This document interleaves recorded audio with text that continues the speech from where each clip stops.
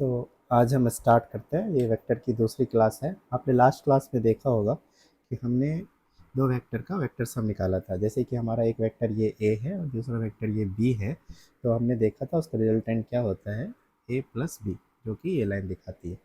ठीक है, अब हम इसके वैल्यूज़ को निकालेंगे। ठीक है, तो हमें यहाँ पे दो चीज़ हम आज सॉल्व करेंगे। सबसे पहला कि ये आर का मैग्नीट्यूड क्या होगा, और दूसरा क्या है, अगर हम ये रिजल्टेंट वेक्टर देखें तो ये हमारे किसी एक वेक्टर से क्या एंगल बनाता है। जैसे कि मान लेते हैं हम ये अल्फा एंगल बनाता है। ठीक है, तो इसे हम आज सॉल्व करेंगे, इस आर की वैल्यू। ठीक है, तो चलिए सबसे पहले इसे क्या करते हैं, दूसरे पेज में लेते हैं हम।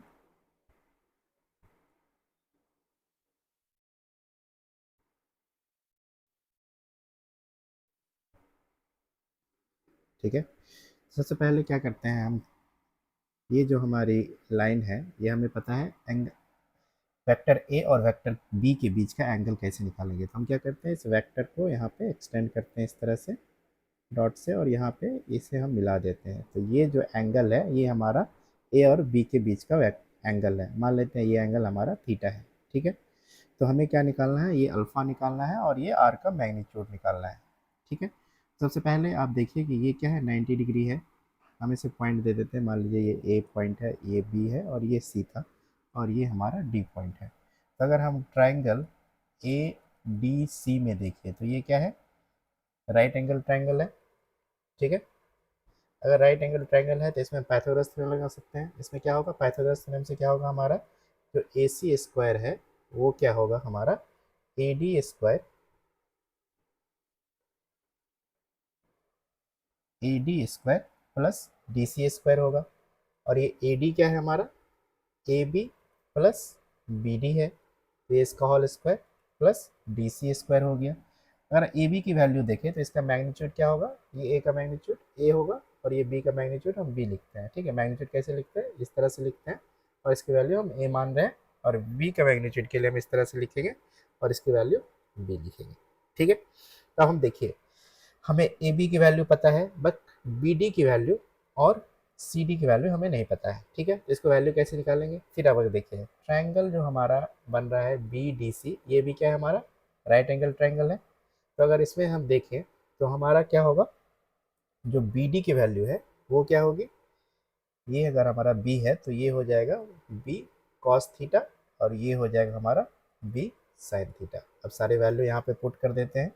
तो ए बी की वैल्यू है ए, बी डी की वैल्यू है बी कॉस थीटा इसका whole square, plus D C की वैल्यू है बी साइन थीटा इसका होल स्क्वायर करेंगे। अब इसे सॉल्व अगर हम करेंगे तो ये हो जाएगा A square plus 2ab cos theta plus B square cos square theta plus ये हो जाएगा B square sine square theta. ठीक है, अब यहाँ से हम देखिए ए स्क्वायर 2ab कॉस थीटा है, अगर यहाँ पे हम बी स्क्वायर कॉमन ले लें तो ये क्या हो जाएगा, हमारा cos square theta plus sign square theta. ठीक है, अगर आपको पता है साइन स्क्वायर थीटा और बी स्क्वायर थीटा की वैल्यू क्या होती है, इसकी वैल्यू हो जाएगी 1, तो ये निकल के आ जाएगा हमारा A square plus 2ab cos theta plus B square. तो यहाँ से अगर हम ए सी की वैल्यू निकालें तो क्या हो जाएगी, अंडर रूट, और ये ए सी क्या है हमारा बेसिकली, अगर इस ए सी को हम देखें तो ये क्या है, हमारे ए सी क्या है बेसिकली, ये आर है, जो मैग्नीट्यूड है इसका। अगर हम देखें रिजल्टेंट का मैग्नीट्यूड हम बोले तो वो है आर, तो ये है R, R square equal to हो गया A square plus B square 2ab plus cos theta. तो आर की वैल्यू क्या होगी, आर की वैल्यू यहाँ से निकल के आ जाएगी हमारी under root A square plus 2ab cos theta plus B square. यहाँ थीटा क्या है, angle between A and B. ठीक है, अब नेक्स्ट हमें क्या निकालना है, अल्फा की वैल्यू निकालनी है। ठीक है, तो चलिए इसको हम फिर से समझते हैं, अल्फा की वैल्यू कैसे निकालेंगे। इसी को हम उठा के ले जाते हैं, फिर वहाँ पे हम इसे नेक्स्ट। ठीक है, अभी हमें अल्फ़ा निकालना है। तो आपको यहाँ पे अगर हम ट्रायंगल, फिर से ट्रायंगल अगर आप देखें जो है हमारा ए सी डी, वो क्या है, हमारा राइट एंगल ट्रायंगल है। यहाँ पे अगर यहाँ पे हम 10 अल्फ़ा की वैल्यू बोले तो ये क्या होगी, पी बाई बी। पी क्या है हमारा, C D upon A D, C D को हम लोग क्या लिख सकते हैं, सी डी ही लिखते हैं अभी, और ए डी को क्या लिख सकते हैं, A B plus B D. और यहाँ से अगर सी डी की वैल्यू देखें तो बी साइन थीटा, और ए बी की वैल्यू क्या है, ए, और इस बी डी की वैल्यू है बी कॉस थीटा। तो अगर यहाँ से अल्फ़ा हमें निकालने के लिए बोले तो अल्फ़ा की वैल्यू क्या हो जाएगी हमारी, tan inverse B sine theta upon A plus B cos theta. ठीक है, तो हमारे पास दो फॉर्मूले आ गए। अब दोनों फार्मूला को हम यहाँ से कॉपी कर लेते हैं। ठीक है, और यहाँ पे इसको हम देखेंगे कि इसको हम कैसे यूज करके क्वेश्चन में सॉल्व कर सकते हैं। एक हमारा ये फॉर्मूला है, ठीक है, इसे कॉपी करिए। लग रहा है कॉपी नहीं हुआ है। ठीक है, तो इसे हम फिर से कॉपी कर लेते हैं।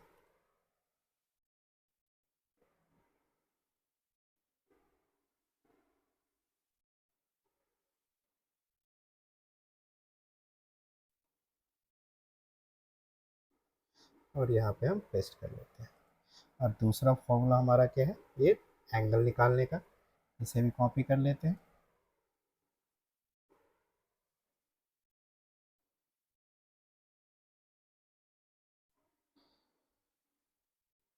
और यहाँ हम इसे पेस्ट कर लेते हैं। ठीक है, तो हमें इस पे क्वेश्चन किस तरह के मिलते हैं। ठीक है, तो चलिए एक क्वेश्चन करते हैं इस पे। तो क्वेश्चन क्या है हमारा, सिंपल सा रहेगा। आपको क्या करेगा कि आपको दो वेक्टर दे दिया जाएगा। एक वेक्टर ए है जिसकी वैल्यू है 10 न्यूटन, और दूसरा वेक्टर है बी जिसकी वैल्यू है 20 न्यूटन। ठीक है, और दोनों के बीच का जो एंगल दिया हुआ है वो दिया हुआ है आपको 30 डिग्री। तो आपको रिजल्टेंट पूछा जाएगा, तो आपको कुछ नहीं करना, डायरेक्ट फॉर्मूला लगाएंगे अंडर स्कोर। इसका मैग्नीट्यूड क्या हो जाएगा, 10 square plus 2ab cos theta, 2 ए की मैग्नीट्यूड 10, बी की मैग्नीट्यूड 20 cos 30 डिग्री प्लस 20 का स्क्वायर। ठीक है, ये वैल्यू यहाँ से सॉल्व कर लीजिएगा। दूसरा हमें पूछेगा एंगल कितना है, तो हमें पता है 10 अल्फ़ा, या सीधे चलिए डायरेक्ट हम आप अल्फ़ा की वैल्यू निकालते हैं। तो अगर सीधा हम अल्फ़ा की वैल्यू बोले तो अल्फ़ा की वैल्यू क्या हो जाएगी, 10 इनवर्स कौन, ये यहाँ पे है बी साइन थीटा। ठीक है, तो हम रखेंगे बी की वैल्यू रख देंगे यहाँ पे। बी की वैल्यू कितनी है, 20 साइन 30 डिग्री अपॉन ए की वैल्यू है 10 प्लस 20 कॉस 30 डिग्री। जब आप दोनों को सॉल्व करेंगे तो आपको इसका आंसर आ जाएगा। ठीक है, चलिए अब हम कुछ स्पेशल केस देखते हैं। जैसे इसी में मान लीजिए जो हमारा दो एंगल था, वेक्टर के बीच का एंगल था ये, तो हमने उसे थीटा डिग्री कहा था। अभी मान लीजिए पहला केस क्या है, अगर हमारा थीटा हो जाए 0 डिग्री, तो 0 डिग्री से क्या होगा, ये क्या होगी, सीधा इस लाइन पे आ जाएगी। तो दोनों क्या हो जाएगी, बेसिकली पैरेलल हो जाएगी। ठीक है, तो जब पैरेलल हो जाएगी तो आप देखिए अगर मैग्नीट्यूड बोले तो यहाँ से यहाँ का सम और यहाँ से यहाँ का सम आ रहा है, ये ए है बी है, तो हमारा जो रिजल्टेंट है वो क्या हो जाएगा, ए और बी का सम हो जाएगा। ठीक है, ए का मैग्नीट्यूड का सम प्लस बी का मैग्नीट्यूड का सम। अगर आप उस फॉर्मूला में भी देखें तो क्या होता है, हमारा जो फॉर्मूला है, इस फॉर्मूला से देखें तो ये कॉस थीटा क्या हो जाएगी, 0, और कॉस थीटा जब 0 हो जाती है तो उसकी वैल्यू क्या हो जाती है, 1। तो ये वैल्यू यहाँ से क्या निकल के आ जाएगा, यहाँ से under root A square plus B square plus 2ab cos 0 degree, यही है ना। तो इसकी वैल्यू अगर हम देखें तो A square plus B square plus 2ab, और ये क्या होता है हमारा ए प्लस बी का होल स्क्वायर, और इसका अंडर रूट, तो ये वैल्यू आ गई ए प्लस बी। ठीक है, तो ये मैग्नीट्यूड आपका आ गया ए प्लस बी। अब इसी तरह से दूसरा क्या है, अगर हमारा थीटा का वैल्यू हो जाए 180 डिग्री। ठीक है, थीटा का वैल्यू 180 डिग्री का मतलब, कहने का मतलब क्या है, इस तरह से, यानी कि इसकी जो डायरेक्शन होगी बी की इस तरह से हो जाएगी। तो दोनों एक दूसरे के क्या हो जाएंगे, एंटी पैरेलल हो जाएंगे। तो एंटी पैरेलल में क्या होता है, कुछ नहीं करना, यहाँ प्लस हुआ था, ये अपोजिट है, तो हम क्या करेंगे, यहाँ पे माइनस कर देंगे। तो हमारा जो आर है वो क्या हो जाएगा, अगर हम वैल्यू देखें तो वो क्या हो जाएगा, ए का मैग्नीट्यूड माइनस बी का मैग्नीट्यूड, यही हमारा आर हो जाएगा। तो यहाँ से अगर हम देख सकते हैं कि अगर थीटा का वैल्यू हमारा 0 डिग्री होता है तो आर क्या आता है हमारा मैक्सिमम, जो कि होता है ए प्लस बी। और अगर अगर हमारा थीटा का वैल्यू होता है 180 डिग्री, तो आर क्या हो जाएगी हमारे मिनिमम, और वो होगी ए माइनस बी या बी माइनस ए। चलिए हम इसके लिए मोड लगा लेते हैं जो हमारा इसका डिफरेंस पता चलेगा। ठीक है, तो ये हो गई हमारी मैक्सिमम और ये हो गई हमारी मिनिमम। अगर यहीं पे तीसरा कंडीशन हम देख लेते हैं, अगर थीटा की वैल्यू 90 डिग्री है तो क्या हो जाएगा। अगर हम फॉर्मूला से देखें तो इसमें क्या हो जाएगा, under root A square plus B square plus 2ab cos 90 degree. और कॉस 90 डिग्री का वैल्यू कितना होता है, अगर इसकी वैल्यू देखें, इसकी वैल्यू होती है 0। ये हो जाएगा under root A square plus B square. ठीक है, तो इसका मतलब कहने का क्या मतलब है, अगर हम इस डायग्राम से देखें तो ये अगर दो वेक्टर है, अगर इस दो वेक्टर को अगर हम वैल्यू को 0 डिग्री से इंक्रीज करते हुए 180 डिग्री ले जाते हैं तो हमारा रिजल्टेंट का वैल्यू क्या होता है, मैक्स से मिनिमम की तरह जाता है। तो आप बोलिए कि अगर हमारा थीटा का वैल्यू अगर 30 डिग्री है तो क्या होगा, और थीटा का डिग्री अगर 60 डिग्री है तो इसमें कौन सा बड़ा होगा। आपको पता है कि मिनिमम मैक्सिमम कब होता है, जब वो 0 डिग्री पे होता है और मिनिमम कब होता है 180 डिग्री पे। तो हम एंगल क्या कर रहे हैं, अगर छोटा है तो वैल्यू क्या होगी, ज़्यादा होगी। तो अगर थीटा की वैल्यू 30 डिग्री है तो ये वैल्यू क्या होगी, ज़्यादा होगी। ठीक है, कोई डाउट, आगे बढ़ते हैं। उसके बाद हमारा जो सबसे पहले है नेक्स्ट लॉ जो है वेक्टर अलजेब्रा में, वो है parallelogram law of vector addition. ठीक है, तो parallelogram law of vector addition. ठीक है, ये क्या कहता है, इसको हम समझते हैं इस तरह से। ठीक है, जैसे कि मान लीजिए आपके पास ये एक वेक्टर है और ये एक दूसरा वेक्टर है। ठीक है, अगर इसका हम रिजल्टेंट देखते हैं तो ये क्या करता है, ये होता है हमारा रिजल्टेंट। ये ए वेक्टर है और ये बी वेक्टर है, ये हमारा रिजल्टेंट वेक्टर है। ठीक है, अगर इसी से अगर हम ए और बी को साइड मान के एक पैरेललोग्राम बनाए तो किस तरह से बनेगा, तो अगर हम इसको बी को इस तरह से पैरेलल है, ये हमारा बी हो गया और ये हमारा क्या ए है। ठीक है, तो आप देखिए जो पैरेललोग्राम हमारा बन रहा है उसमें ये जो हमारा ए और बी है, चलिए इसको एक नया नाम दे देते हैं हम, जो हमारे ए की पैरेलल है और जो हमारे बी की पैरेलल है। ठीक है, जो हमारे ए के पैरेलल है उसे हम कह देते हैं ए डैश। ठीक है, और जो बी के पैरेलल है उसे हम कह देते हैं बी डैश। ठीक है, तो अगर हम यहाँ से देखें तो ये हमारा क्या हो रहा है, रिजल्टेंट क्या हो रहा है दोनों भी केस में, यहाँ पे भी ए प्लस बी है और ये भी क्या है हमारा बी प्लस ए या बी डैश ए डैश प्लस, इस तरह से हम कह सकते हैं। ठीक है, तो अगर हम इस तरह से देखें तो क्या हो रहा है, इस लॉ में क्या कहता है कि अगर इस तरह से कोई वेक्टर हमारा पैरेललोग्राम बनाता है, ठीक है, तो जो डिफरेंस होगा दोनों वेक्टर का वो क्या होगा, ये जो हमारा वेक्टर बनेगा वो डिफरेंस हो जाएगा उस वेक्टर का।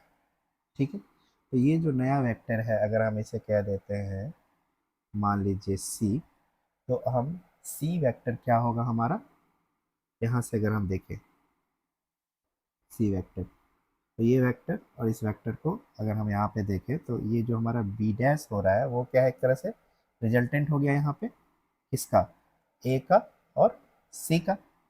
ठीक है, तो यहाँ से हम सी क्या कह सकते हैं, बी डैश माइनस ए। ठीक है, और ये बी डैश क्या है और बी क्या है, हमारा सेम वेक्टर है, तो अगर हम इसको इस तरह से बी माइनस ए कर सकते हैं।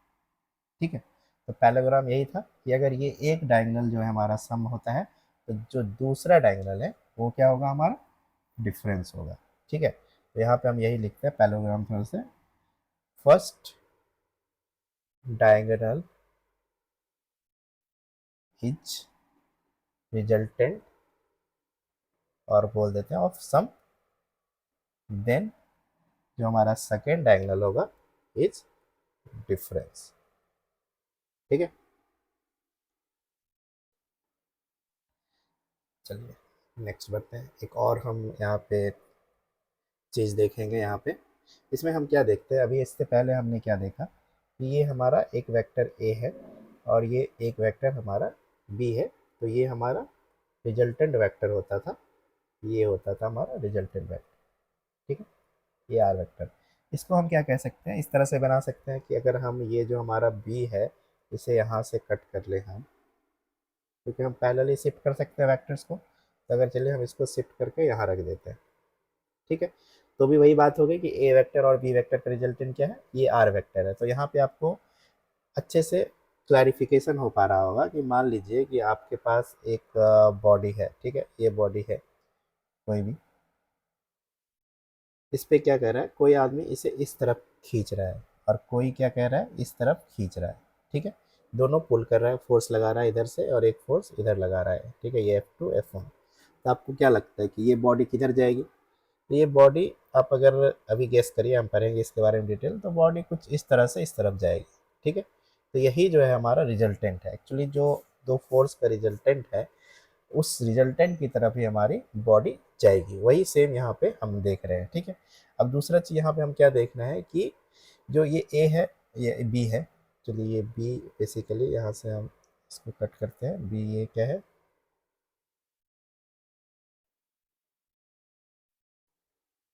जो बी वेक्टर है इसको हम यहाँ लिख देते हैं अच्छे से, ठीक है।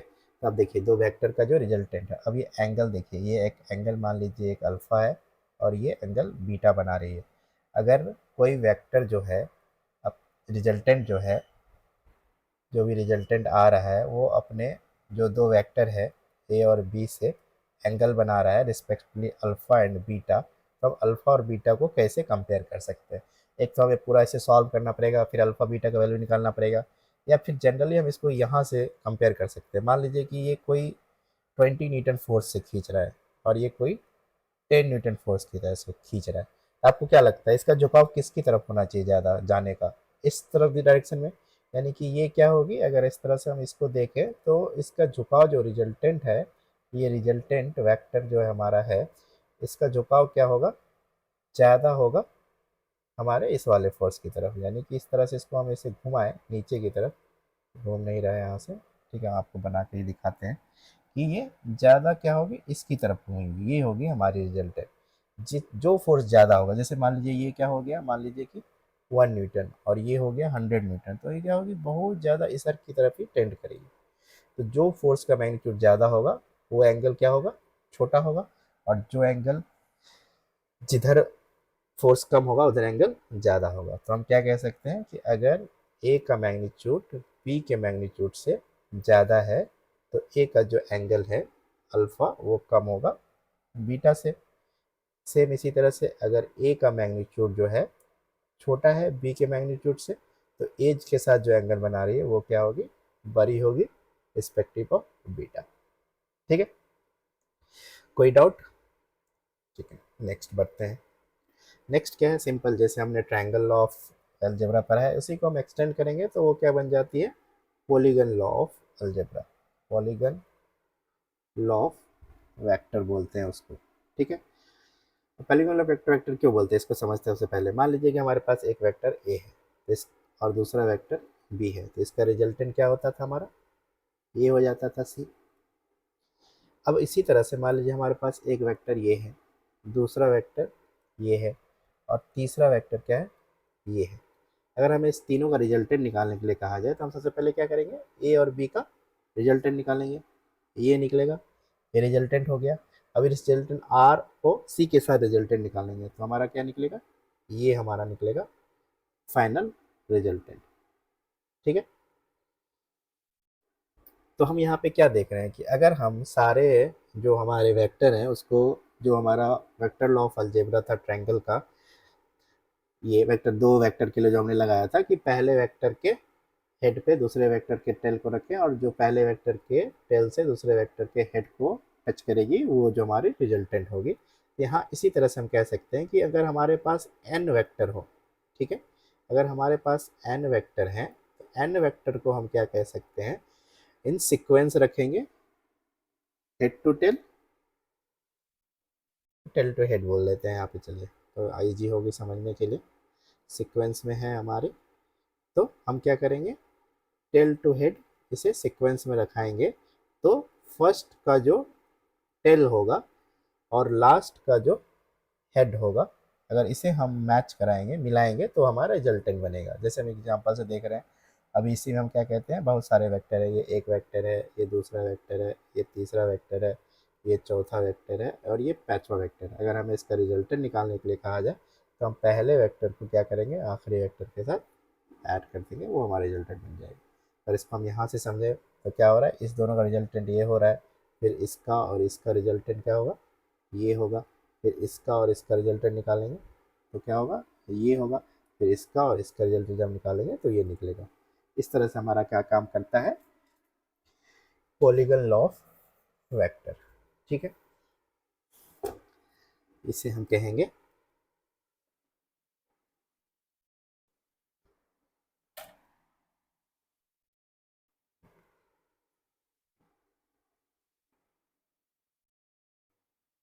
क्या कहेंगे, इसे पॉलीगन लॉ ऑफ वेक्टर। ठीक है, नेक्स्ट नेक्स्ट क्या है, हम दो वेक्टर को सब्ट्रैक्ट करेंगे। इससे पहले हमने सब्ट्रैक्शन देखा है, और इसको डिटेल में हम देखते हैं, सब्ट्रैक्शन ऑफ वेक्टर्स। सबसे पहले देखेंगे टू वेक्टर को कैसे हम सब्ट्रैक्ट करेंगे। ठीक है, तो ये एक वेक्टर है हमारा ए, और ये दूसरा वेक्टर है हमारा बी। अगर हम इस दोनों को मिला देते थे तो ये हमारा क्या होता था, रिजल्टेंट, जो कि दोनों वेक्टर का सम होता था। ठीक है, अगर हम इसको डिफरेंस करने के लिए बोले तो बेसिकली हम क्या कह रहे हैं, vector A minus vector B, हमें ये निकालना है। तो ये निकालने के लिए क्या करना पड़ेगा, जो हमारा ए वेक्टर है उसको हम ऐसे ही रखेंगे, जो वी वेक्टर है इसका हम क्या करेंगे, निगेटिव ले लेंगे। ठीक है, निगेटिव वेक्टर क्या होता है, अगर हम उसके डायरेक्शन को चेंज कर दे तो ये क्या हो गया हमारा बी निगेटिव, इसे बी डैश बोल देते हैं। ठीक है, तो ये हो गया हमारा बी वेक्टर। तो ये बेसिकली क्या है, बी डैश जो है हमारा वो क्या है, माइनस बी वेक्टर है। तो अगर हम ए माइनस बी निकालना है तो इसको हम क्या लिख सकते हैं, ए प्लस बी डैश वेक्टर। अब इस दोनों का हम क्या निकाल लेते हैं, वेक्टर सम। तो इस तरह से निकालना है, पहले वेक्टर को रखें और दूसरे वेक्टर को, ये दूसरा वेक्टर यहाँ आ जाएगा। अब इसका रिजल्टेंट, सॉरी ये थोड़ा सा गलती हो गया, ये पहला वेक्टर जो है हमारा ये हो गया, और जो दूसरा वेक्टर है उसे हम क्या करेंगे, उसके हेड से जाके मैच करा देंगे। तो चलिए इसको यहाँ से हम कट कर लेते हैं, वेक्टर बी डैश को, और इसके यहाँ पे हमने लगा दिया। तो ये हो गया हमारा। अब रिजल्टेंट क्या होगा, तो पहले वेक्टर के टेल से दूसरे वेक्टर के हेड की तरफ। तो ये हो गया हमारा, चलिए इसे आर डैश बोल देते हैं रिजल्टेंट। तो ये अगर हम आर डैश निकालें, जो कि हमारा सब्ट्रैक्शन है दो वेक्टर का, तो इस तरह से निकल के आएगा। ठीक है, तो कुछ नहीं करना है, अगर हमें सम आता है तो हम डिफरेंस भी निकाल सकते हैं दो वेक्टर का। ठीक है, उसके बाद है हमारा नेक्स्ट टर्म आता है पोजीशन वेक्टर। तो पोजीशन वेक्टर क्या होता है, इसे हम समझेंगे। पोजीशन वेक्टर, पोजीशन वेक्टर क्या होता है कि जैसे कि हमारे पास अभी तक हमने जो वेक्टर निकाला, जैसे कि ये वेक्टर है एक और ये दूसरा वेक्टर, ये पॉइंट है, तो हम वेक्टर यहाँ हम क्या मान लेते थे, ये हमारा ओरिजिन है और ये हमारा वेक्टर निकलता था। तो अगर हम मान लेते हैं कि इसको हम एक एक्स एक्सिस वाई एक्सिस पे रख ले, ये अगर हमारा 0 0 है और ये हमारा 2 3 है, तो अगर हम इसको वेक्टर लिखें तो ये एक्स की तरफ कितनी है, ये 2 है, और ये क्या है हमारा 3 है। तो इस वेक्टर को हम इस तरह से लिख सकते हैं, वेक्टर आर इक्वल टू लिख सकते हैं 2 प्लस 3। 2 किस साइड में है, एक्स के साइड में 2 और वाई के साइड में 2। अब इसको हम किस तरह से रिप्रेजेंट करेंगे, तो इसको हम रिप्रेजेंट करने के लिए क्या करते हैं, R 2 I cap plus 3 J cap. तो ये आई कैप क्या है और जे कैप क्या है, ये जो वेक्टर है इसे हम क्या कहते हैं, यूनिट वेक्टर कहते हैं। ठीक है, यूनिट वेक्टर क्या होता है, जो बेसिकली हमारा, पहले हम यूनिट वेक्टर ही समझ लेते हैं। यूनिट वेक्टर क्या होता है, कोई भी वेक्टर जो है हमारा, मान लीजिए कि ये एक वेक्टर है ए, इसका मैग्नीट्यूड है 5 और इस डायरेक्शन में जा रहा है। तो सेम डायरेक्शन में अगर कोई हम वेक्टर लेते हैं, ठीक है, जिसका कि मैग्नीट्यूड होगा 1, तो उसे हम कहेंगे यूनिट वेक्टर। तो ए का यूनिट वेक्टर क्या होगा, यूनिट वेक्टर अगर हमें निकालने के लिए बोले तो ए के डायरेक्शन में 1 यूनिट हम निकालेंगे, ये छोटा सा, और वो इसको कैसे सिंबलाइज करते हैं, इस तरह से करते हैं। ठीक है, अगर हम यहाँ पे दोनों के बीच रिलेशन देखें क्या होता है, तो जो हमारा ए वेक्टर है, ठीक है, जो हमारा, अच्छा ठीक है, जो हमारा यूनिट वेक्टर है अगर हम उसको देखें, तो ये क्या है 1 टाइम है और ये क्या है 5 टाइम है। तो इसको हम इस तरह लिख सकते हैं कि जो ए वेक्टर है उसका 5 टाइम्स हमारा यूनिट वेक्टर का होगा। या अगर हम यूनिट वेक्टर निकाल रहे हैं तो जो हमारा वेक्टर है उसको हम उसके मैग्नीट्यूड से डिवाइड कर रहे हैं। मैग्नीट्यूड के बदले हम किस मैग्नीट्यूड को हम किस तरह से रिप्रेजेंट करते हैं, इस तरह से रिप्रेजेंट करते हैं। तो हम इस तरह से लिख सकते हैं, ठीक है। तो ये हमारा यूनिट वेक्टर हो गया। उसी तरह से अगर हम यहाँ देखें आई कैप, जे कैप और एक होता है के कैप। तो जो हमारी आई कैप होती है, ये जो आई कैप है ये हमारे एक्स एक्सिस के अलोंग यूनिट वेक्टर है, ठीक है। और ये जे कैप जो है ये वाई एक्सिस के अलोंग यूनिट वेक्टर है। और जो के है वो हमारी जेड एक्सिस के अलोंग यूनिट वेक्टर है, ठीक है। इस तरह से अगर हम यहाँ पे रिप्रेजेंट करें इसको, ये हमारे एक्स एक्सिस हो गई, ये वाई एक्सिस हो गई, ये जेड एक्सिस हो गई, और सब के अलोंग हमें अगर यूनिट वेक्टर लिखने के लिए बोला जाए, ये हो गई आई कैप, ये जे कैप और के कैप। अगर हम मैग्नीट्यूड निकालें अपने यूनिट वेक्टर का, मैग्नीट्यूड ऑफ यूनिट वेक्टर, तो ये हमेशा इस तरह से सिंबल होगा और इसकी वैल्यू हमेशा क्या होगी 1 होगी, और सेम जे की होगी और सेम के की होगी, ठीक है। तो यहीं पे अगर हमने जब ओरिजिन से किसी एक वेक्टर का जो पोजीशन 2 और 3 था, तो उसका मतलब क्या है, वो एक्स एक्सिस में 2 यूनिट और वाई एक्सिस में 3 यूनिट है। इसे हम कह सकते हैं कि एक्स एक्सिस में अगर ये वेक्टर है तो ये क्या है 2 आई कैप, और जो इसका वाई में कंपोनेंट है उसे क्या कहेंगे 3 जे कैप। तो अगर हम इस वेक्टर को रिप्रेजेंट करें तो उसे हम क्या कहेंगे ए एक्स डायरेक्शन में प्लस ए वाई, ठीक है। इस तरह से हम सिंबलाइज कर लेते हैं। तो ये हो गया 2 I cap plus 3 J cap, ठीक है। चलिए एक और एक्सिस जोड़ लेते हैं कि मान लीजिए कि ये, चलिए एक नेक्स्ट एग्जांपल ले लेते हैं। सेम यहाँ पे जैसे ही हमारा था एक्स वाई जेड, इसमें एक पॉइंट ले लेते हैं जो कि हमारा है 2,3,4। तो ये क्या हो गई, इसको रिप्रेजेंट करने के लिए हम क्या लिख सकते हैं 2 आई कैप एक्स के लॉन्ग, 3 वाई कैप जे कैप और 4 जेड कैप, ठीक है। तो ये जो वेक्टर है ये हमारा हो गया position vector with respect to origin, ठीक है। क्योंकि अभी तक हमने बस क्या कह रहे हैं, हम ओरिजिन के रिस्पेक्ट में देख रहे हैं। अब इसी तरह से अगर हमें कोई दूसरे पॉइंट के अकॉर्डिंग पोजीशन वेक्टर निकालने के लिए बोल, जैसे कि ये पॉइंट है हमारा 2, 3, 4, और एक और पॉइंट ले लेते हैं 1, 2, 1। अगर हमें बोले कि पोजीशन वेक्टर ऑफ, ये मान लेते हैं ए है और ये मान लेते हैं बी है, position vector of A with respect to B निकालने के लिए हमें कहें, तो हमें सबसे पहले क्या करनी है, सीधी लाइन खींच देनी है। इसे जिस तरह से ओरिजिन कहते थे ये ओरिजिन की तरह हो गई। तो ओरिजिन पे क्या रहता था, टेल रहता था, और यहाँ पे जहाँ हम निकालना है वेक्टर वो हेड होता है, ठीक है। तो हमें इस तरह से जब निकालने के लिए बोला जाए तो हम डायरेक्ट इसको क्या कहेंगे ए माइनस,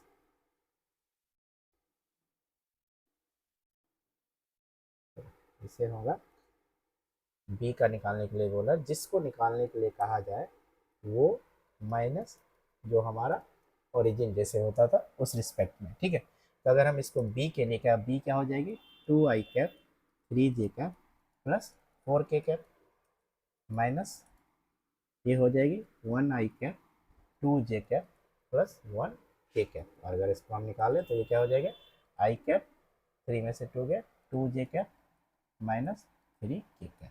तो ये हमारा क्या हो गया पोजीशन वेक्टर हो गया। अभी तो इससे पहले जब हम निकाल रहे थे उसमें क्या होता था हमारा, ये 0 0 0 होता था, हमेशा ओरिजिन होता था। अगर ओरिजिन के रिस्पेक्ट में निकालने के लिए, अब इसी क्वेश्चन को हम क्या कहते हैं ओरिजिन के रिस्पेक्ट में, तो B with respect to origin, अगर ये हमारा मान लीजिए ओरिजिन है तो क्या हो जाएगा same 2 I cap 3 J cap plus 4 के कैप। और ओरिजिन पे अकॉर्डिंग क्या होता था, जैसे ये 0 है तो सारा क्या हो गया 0 आई कैप 0 जे कैप प्लस 0 के कैप, तो हमारा वही क्या रह जाता था सेम रह जाता था, ठीक है।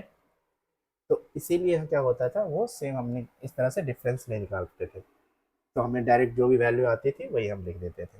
तो चलिए कुछ पॉइंट के हम पोजीशन वेक्टर निकालेंगे। जैसे हमारे पास एक पॉइंट है, मान लीजिए ओरिजिन है 0 0 0, दूसरा एक पॉइंट ले लेते हैं ए जिसका पोजीशन है 1 2 4, एक पोजीशन ले लेते हैं बी जो कि है हमारा 3 4 5, ठीक है। सबसे पहला क्वेश्चन क्या है, इजी करते हैं, बी का विथ रिस्पेक्ट टू ओरिजिन, जब भी किसी का ओरिजिन के रिस्पेक्ट कहा जाए, यानी 0 0 के रिस्पेक्ट कहा जाए, तो हमें क्या करना है, कुछ नहीं, जो है सेम लिख देना है, 3 i cap 4 j cap plus 5 k cap.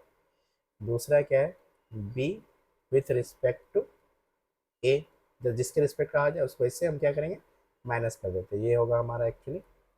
तो 3 - 1 2 i cap plus 4 - 2 2 j cap plus 5 - 4 1 j cap. तीसरा क्वेश्चन देखिए, ये हम समझते हैं, ओ का निकालना है ओरिजिन का विथ रिस्पेक्ट टू बी। अगर हमें इसका निकालना है विथ रिस्पेक्ट टू बी, अभी इससे क्या था, B with respect to origin था, तो ये क्या हो जाएगा, अपोजिट हो जाएगा। तो हम देखिए क्या होता है हमारा, ये वाला वेक्टर निकालना है। इसको हम लिख लेते हैं, जैसे हम ओ का सबसे पहले लिख लेंगे, O i cap 0 j cap plus 0 k cap होगा ओरिजिन का, minus 3 i cap plus 4 j cap plus 5 k cap.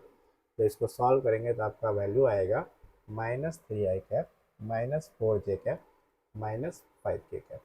अगर आप गौर करिए यहाँ पे इस दोनों के रिजल्ट पे, जो हमारा बी रिस्पेक्ट टू ओरिजिन आ रहा था और जो हमारा ओ रिस्पेक्ट टू बी आ रहा है, वो एक दूसरे का क्या है, निगेटिव वेक्टर है।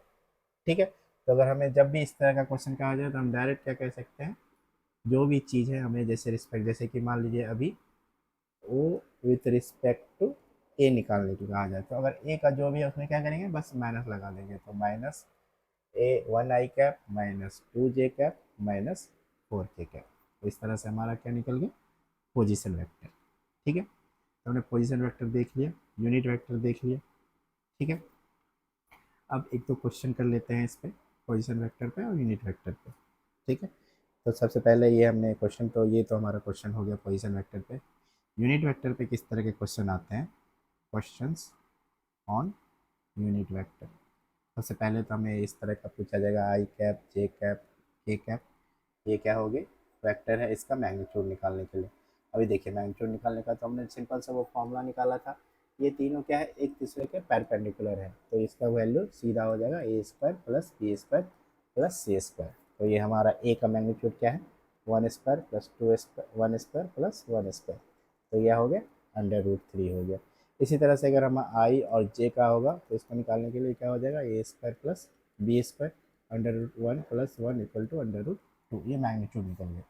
दूसरा क्या होगा, हमें कोई एक वेक्टर दे दिया जाएगा। ठीक है, ये हमारा पहला क्वेश्चन है, ये दूसरा है और ये तीसरा क्वेश्चन है। A vector equal to 10 newton, तो हमें क्या बोलेगा, यूनिट वेक्टर अलोंग ए। तो निकालने के लिए हमें ऐसा सिंपल प्रॉब्लम पढ़ा था, यूनिट वेक्टर के लिए क्या करना है, वेक्टर उसको मैग्नीट्यूड से उससे डिवाइड कर देना है। ठीक है, कुछ नहीं करना है। देख लेते हैं इसको, मान लीजिए एक वेक्टर दिया है हमें, A equal to 3 i cap plus 4 j cap plus 5 k cap, और हमें क्या कहा जाए, इसका यूनिट वेक्टर निकालना है, यानी कि तो ये क्या हो जाएगा, vector A upon vector A का मैग्नीट्यूड। अगर वेक्टर ए देखें तो हमने 3 i cap plus 4 j cap plus 5 k cap, और इसका मैग्नीट्यूड क्या हो जाएगा, √3² प्लस 4² प्लस 5²। ठीक है, इसे सॉल्व करेंगे, हमारा आंसर आ जाएगा। ठीक है, उसके बाद हम देखते थे एक थोड़ा सा इसको डिटेल में देखते से पहले भी हमने देखा ही था कि जैसे हमारा कोई एक वेक्टर है, एक्स एक्सेस वाई एक्सेस हम ले लेते हैं, ये एक्स है ये वाई है, ओरिजिन से ही हम एक वेक्टर ले लेते हैं, जो हमारा ये वेक्टर है आर।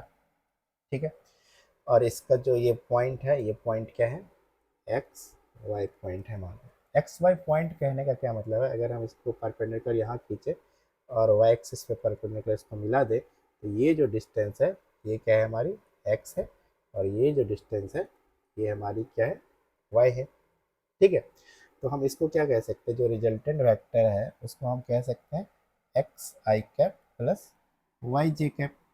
ठीक है, और ये एक्स क्या है हमारा, जो एक्स आई कैप है, ये क्या है हमारा, बेसिकली जो कंपोनेंट है ये, इसे हम बोलते हैं component of resultant with X axis. ठीक है, और ये क्या हो जाएगा, component of resultant with Y axis. ठीक है, तो अगर हम इसको इस तरह से रिप्रेजेंट करें, जो रिजल्टेंट है उसे ए एक्स से और इसे करें हम ए वाई से, तो हम आर को क्या लिख सकते हैं? ये तो हमने एक्स आई कैप प्लस वाई जे कैप लिखा, और इसी को हम क्या कह सकते हैं? ये क्या है हमारा? ए एक्स, एक्स के अलॉन्ग रिजल्टेंट प्लस वाई के अलॉन्ग रिजल्टेंट। ठीक है, तो हम आर वेक्टर को इस दो वेक्टर के रूप में रिप्रेजेंट कर सकते हैं, एक ये वेक्टर और एक ये वेक्टर। आपको ये याद आया होगा, जब हम रिजल्टेंट निकालते थे तो हम क्या करते थे? दो वेक्टर का सम निकालते थे, तो रिजल्ट निकलता था वो दोनों वेक्टर का सम होता था। हम क्या कर रहे हैं यहाँ पे? अपोजिट कर रहे हैं, इस आर वेक्टर को हम दो वेक्टर में ब्रेक कर रहे हैं। ठीक है, यहाँ पे हम जो ब्रेक कर रहे हैं वो क्या हो रहा है? 90 डिग्री पे हम ब्रेक कर रहे हैं हमेशा। ठीक है, तो जब भी हम इस तरह से 90 डिग्री पे ब्रेक करेंगे तो ये क्या हो जाएगा? मान लीजिए ये एंगल हम ले लेते हैं थीटा है। ठीक है, तो ये जो वैल्यू है ये क्या हो जाएगी? आर कॉस थीटा, और ये वैल्यू क्या हो जाएगी? R sine theta. अब यहीं पे अगर हम ए एक्स की बात करें तो ए एक्स की जगह पे हम क्या लिख सकते हैं? इसे आर कॉस थीटा। ठीक है, प्लस, और ये इसमें यूनिट वेक्टर लगा देंगे, इसका तो ये मैग्नीट्यूड हो गया, यूनिट वेक्टर के लिए आई कैप, और ये हो जाएगी R sine theta J cap. ठीक है, इसमें बहुत सारे क्वेश्चंस मिलेंगे आपको, सिंपल सिंपल क्वेश्चन। चलिए एक दो क्वेश्चन करते हैं। सबसे पहला हमारा क्वेश्चन क्या है कि हमें एक, मान लीजिए ये एक्सिस दिया हुआ है। ठीक है, ये एक्स एक्सिस है, ये वाई एक्सिस है, और इस पर एक फोर्स लग रहा है 10 न्यूटन का। ठीक है, और ये एंगल हमें दे दिया है 30 डिग्री। ठीक है, तो हमें क्या कहा जाएगा कि इस फोर्स को हमें किस तरह से हम लिख सकते हैं? सबसे पहला तो क्या है हमारा? फोर्स क्या है? 10 न्यूटन है। दूसरा हम क्या कर सकते हैं इसको? अगर हमें एक्स और वाई में लिखना हो तो एक्स पे क्या हो जाएगा इसका? ये हो जाएगा 10 cos 30 डिग्री, और इधर क्या हो जाएगा? वाई में 10 sin 30 डिग्री। ठीक है, तो एक्स एक्सिस में हम क्या लिख सकते हैं? 10 cos 30 degree I cap plus 10 sin 30 degree J cap. अगर इस तरह से हम इसकी वैल्यू निकाल लें तो वो हम आई और जे के फॉर्म में फोर्स को स्प्लिट कर रहे हैं। ठीक है, तो क्या बेसिकली हम कर रहे हैं? कंपोनेंट में इसे तोड़ रहे हैं। यहाँ के बाद हमारा पहला, इसका दो ऑपरेशन होते हैं हमारे जो वेक्टर के होते हैं। वेक्टर में दो ऑपरेशन हम देखने के लिए मिलेगा, एक होता है हमारा डॉट प्रोडक्ट और एक होता है हमारा क्रॉस प्रोडक्ट।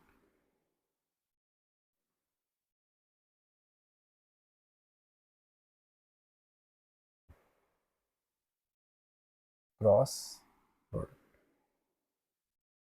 ओके, तो नेक्स्ट क्लास में हम डॉट प्रोडक्ट और क्रॉस प्रोडक्ट देखेंगे।